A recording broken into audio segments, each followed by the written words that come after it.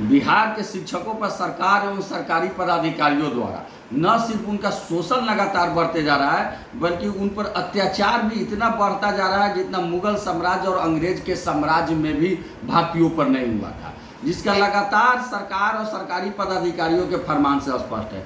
अभी हम न्यूज़ सुन रहे थे, परसों यूपी के मुख्यमंत्री आए थे बिहार में, भाषण दे रहे थे कि पूर्व के राज्य में बिहार में गुंडा राज और भ्रष्टाचार चरम सीमा पर था।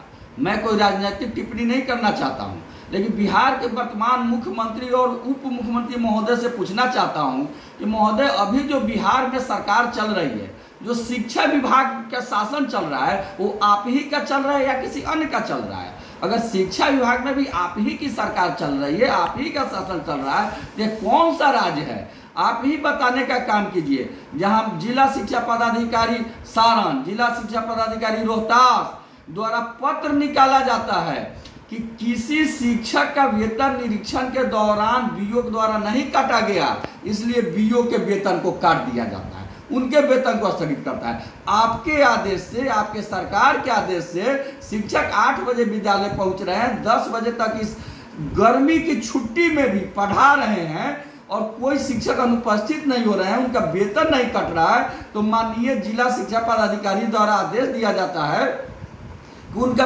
वेतन काट दिया जाएगा। यह बिल्कुल वैसे ही है जैसे पुरानी कई फिल्मों में हमने देखा है कि डकैत के सरदार भेजता था कि जाओ क्षेत्र से लूट करके ले आओ, और अगर कोई लूटने में नाकामयाब रहता था और लूट करके ढेर सारा माल नहीं लाता था तो उस डकैत को मार दिया जाता था। आज वही स्थिति पदाधिकारियों द्वारा किया गया है कि तुम जबरदस्ती शिक्षकों पर अत्याचार करो, उनको जबर करो, अगर तुम नहीं करता है तो उसका सजा तुमको दे दिया जाएगा। औरंगाबाद के जिला कार्यक्रम पदाधिकारी स्थापना द्वारा पत्र निकाला गया कि जिनका भी 5 मिनट भी लेट होगा और अगर उनका वेतन कटौती होता है तो उसको सेवा पुस्तिका में ऐड कीजिए, यानी उनको 1 दिन का सेवा ब्रेक कर दीजिए। और सेवा ब्रेक का मतलब होता है कि पिछला सारा सेवा समाप्त, नई सिरे से सेवा शुरू। ये कौन सा आदेश है? लगातार बढ़ते बढ़ते अभी मुंगेर लोकसभा में भाई ओंकार चौधरी जी टेटिया अंबर प्रखंड में चुनाव के दौरान बूथ पर ही उनकी मृत्यु हो गई, क्योंकि वो हार्ट के गंभीर बीमारी से ग्रसित थे। उनका भागलपुर से इलाज चल रहा था, उनको आराम की सलाह दी गई थी। उन्होंने बार बार पदाधिकारी से आग्रह किया कि हमें आराम करने दिया जाए, हमें इलेक्शन ड्यूटी से मुक्त किया जाए, लेकिन ये उनकी नहीं सुनी गई। उनको चुनाव ड्यूटी लगाया गया, फलस्वरूप चुनाव ड्यूटी के दौरान ही हार्ट अटैक में मौत गई। लेकिन आज कोई बोलने वाला नहीं है, कोई ऊह करने वाला नहीं है। जैसे अंग्रेज और मुगल साम्राज्य में शिक्षक हो, उस तरह से चल रहा है। और सबसे बढ़कर जो शिक्षक नहीं कुछ कर पा रहे हैं, नहीं बोल रहे हैं, तो सरकार लगातार दमन बढ़ाते हुए अभी पत्र निकला है कि स्कूल चलेगा मॉर्निंग 16 तारीख से। मॉर्निंग क्या होगा? 6 बजे से लेके और 1:30 बजे तक चलेगा। 1:30 बजे के बाद हेडमास्टर जाएंगे भीसी में, 3 बजे तक उनका भीसी चलेगा, उसके बाद 4 बजे आएंगे वो अपने घर। और स्कूल की जो दूरी है, बार बार हम लोग मांग करते हैं कि ऐच्छिक का स्थानांतरण किया जाए, लेकिन स्कूल की दूरी है हमारे महिला शिक्षिकाओं की 50 किलोमीटर, 100 किलोमीटर, 60 किलोमीटर, 20 किलोमीटर वो बस से जाती हैं। 6 बजे विद्यालय में पहुंचने के लिए 4 बजे स्कूल जाना होगा। कौन गाड़ी मिलेगी 4 बजे? 5 बजे जाना होगा। कौन गाड़ी मिलेगी 5 बजे? और जगना होगा उनको 2 बजे, 3 बजे। 3 बजे जगकर 4 बजे शाम में अपने आएंगे। ये 13 घंटा की नौकरी कहाँ की नौकरी है? ये तो मजदूर से भी बदतर नौकरी है।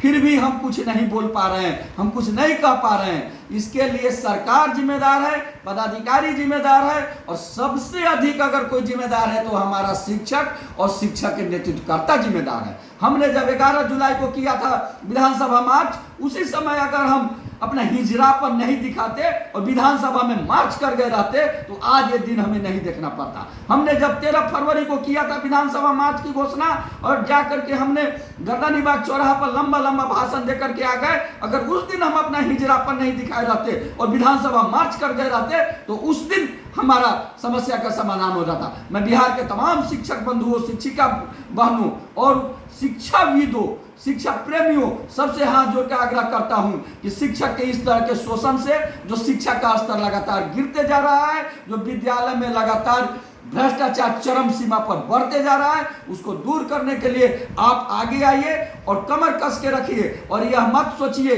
कि हमारा आंदोलन, यह जो आचार संहिता चल रहा है उसमें नहीं होगा।